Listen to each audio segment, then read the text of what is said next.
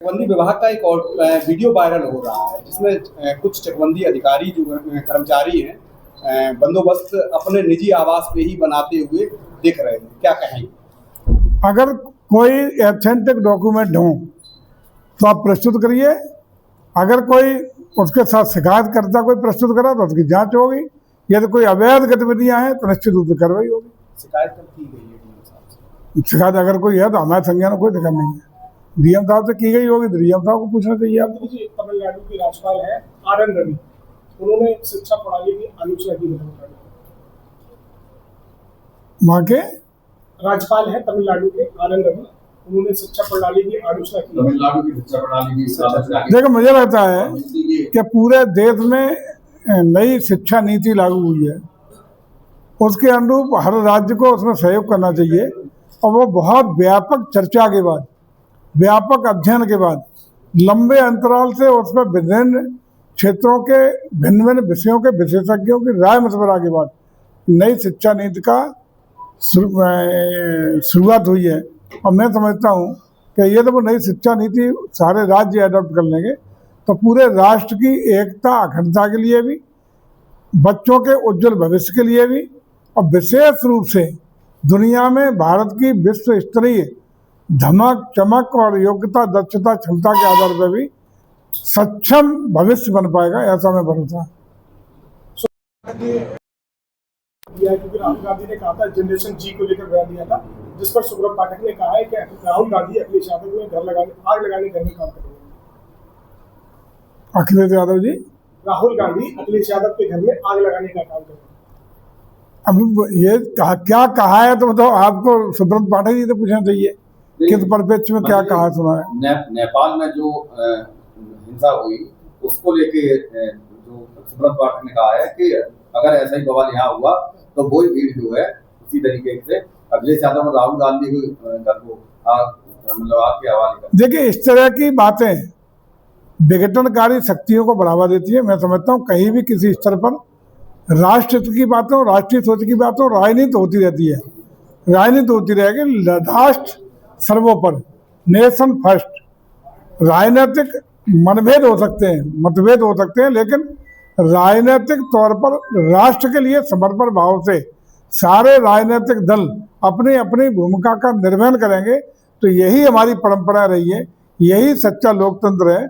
और इस लोकतंत्र का ढांचा ताना माना भारत में हमेशा मजबूत रहा है और आगे भी भारत में लोकतांत्रिक व्यवस्था को शायद ही कोई कमजोर कर पाए।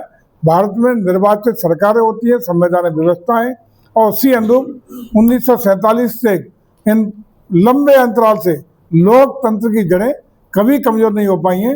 लोकतंत्र की जड़ें यदि इमरजेंसी के दौरान उस समय की सरकार ने कमजोर करने का प्रयास हुआ था तो देश की जनता ने उनको सबक सिखाने का काम किया था, और उस पार्टी ने भी लोकतंत्र के उस आपातकाल की क्षमा याचना करने को मजबूर होना पड़ा था। इसलिए भारत का लोकतंत्र दुनिया का सबसे बड़ा लोकतंत्र है जिसको कोई चोट और आघात पहुंचाने की जरूरत नहीं कर सकता। लालू प्रसाद यादव कल सामने देखने को मिली है, उनकी बेटी जो है रोहिणी आचार्य, उन्होंने एक पोस्ट किया और वो भी संजय यादव जो कि तेजस्वी यादव के सबसे ज्यादा कर्मी माने जाते हैं, उनको लेके। देखिए, जो वहाँ चुनाव है, चुनाव में तमाम बातें तरह तरह की आएंगी। बिहार का चुनाव जैसे नजदीक आएगा, हर तरीके की तमाम खबरें, तमाम गतिविधियां, तमाम कहीं बंटवारे, टिकटों के बंटवारे को लेके, कहीं सीटों के बंटवारे के लेके, विभिन्न दलों की हर एक दल की महत्वाकांक्षा होती है, उसको लेके तरह तरह की नई नई एक्टिविटी चुनाव तक सुनने को मिलेंगी।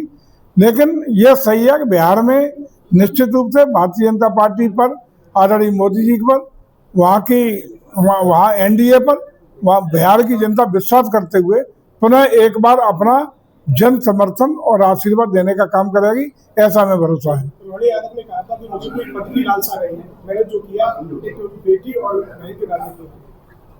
तो निश्चित रूप से अगर वो परिवार का कोई मामला है, अब परिवार की कोई बात होगी तो खट्टर पटर तो लगातार चली रही है।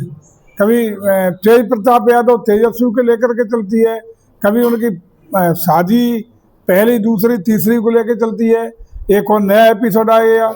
बड़ा खानदान है, चलेगा।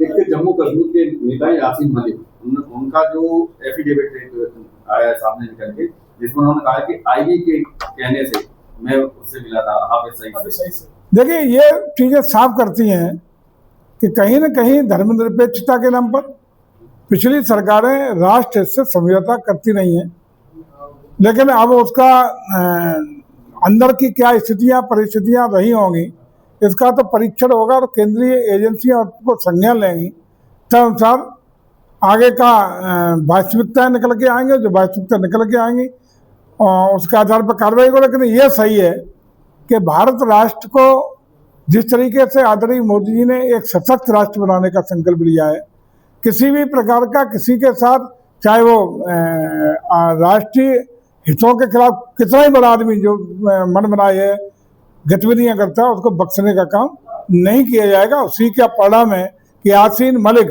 जिनको राजनीतिक तौर पर संरक्षण मिलता रहा, लोग गोदी में बिठाए रहे, आज वो जेल के सिंचों के अंदर है। मध्य एक मैनपुरी कुरामी का मामला है, डॉक्टर है कुरामी में राहुल का, जो कि मरीजों से भी मदद करता है और अगर पत्रकार जाते हैं तो उनके साथ भी। तो ऐसा कुछ हो तो देव ना, ये मामला आपने बताया कि देव तो मत पे जांच कराते हैं और जांच में दोषी होगा कार्रवाई होगी। सेम पित्रुदा है कांग्रेस की, हालांकि कांग्रेस ने अपने उनसे अलग कर दिया है, उनको पाकिस्तान से बहुत ज्यादा प्रेम जाग रहा है, क्योंकि पाकिस्तान में हमारा घर जैसा लगता है। क्या कहें, कांग्रेस में वो रहे, बड़े नेता रहे, कांग्रेस के गांधी परिवार के काफी नजदीक उनके सरोकार रहे हैं, लेकिन फिलहाल बीच में कुछ आगे पीछे हुआ है। लेकिन उनकी बयानबाजी हमेशा कांग्रेस को कटघरे में खड़ी करती रही है। उनका सोच भारत के खिलाफ ही हमेशा परिलक्षित होता रहा है और ऐसे लोग निश्चित रूप से राष्ट्र के हितों के प्रति चोट पहुंचाने की प्रयास करते रहते हैं। और ऐसे लोगों का यदि प्रेम पाकिस्तान से है, ऐसे लोगों को पाकिस्तान जाकर के वहीं बच जाना चाहिए, रच जाना चाहिए या सलाहकार बन जाना चाहिए। और कांग्रेस इसी मामले में बचाव कर रही है। उसका कहना है कि जैसे आरएसएस अखंड भारत का सपना देखती है, उसी तरीके से वो पाकिस्तान की तारीफ की। देखिए, मुझे लगता है कि जिन शख्सियत की आप बात कर रहे हैं उनके बयान हमेशा विवादित बयान रहे हैं, हमेशा भारत के खिलाफ या विवादित टिप्पणियां लेकर के हमेशा चर्चा में रहे, और इन विवादित टिप्पणियों से सीधा प्रभाव कांग्रेस पे पड़ता है और सारा दारोमदार जिम्मेदारी कांग्रेस को लेनी चाहिए। एक आखिरी सवाल, अभी बिहार में इलेक्शन होने वाले हैं, ऐसी क्या जरूरत पड़ी तेजस्वी यादव को जो कि बिहार अधिकार यात्रा अकेले निकालनी पड़ रही है? देखिए, वहाँ कांग्रेस हो या तेजस्वी जी की राष्ट्रीय जनता दल हो, आज पुनः बिहार में किसी तरह सत्तासीन होने के लिए बुरी तरह आतुर है। लेकिन बिहार की जनता का विश्वास भारतीय जनता पार्टी की रीतियों नीतियों कार्यक्रम को लेके है, मोदी जी के ऊपर भरोसा है, और निश्चित रूप से पुनः कहता हूँ कि ये सारे प्रयास विफल होंगे और अंतोगत्वा एनडीए की सरकार रिपीट होगी, ऐसा मैं विश्वास है। मैनपुरी के दो सवाल है, एक बाईपास और एक नया आवास आपने मंजूर कराया।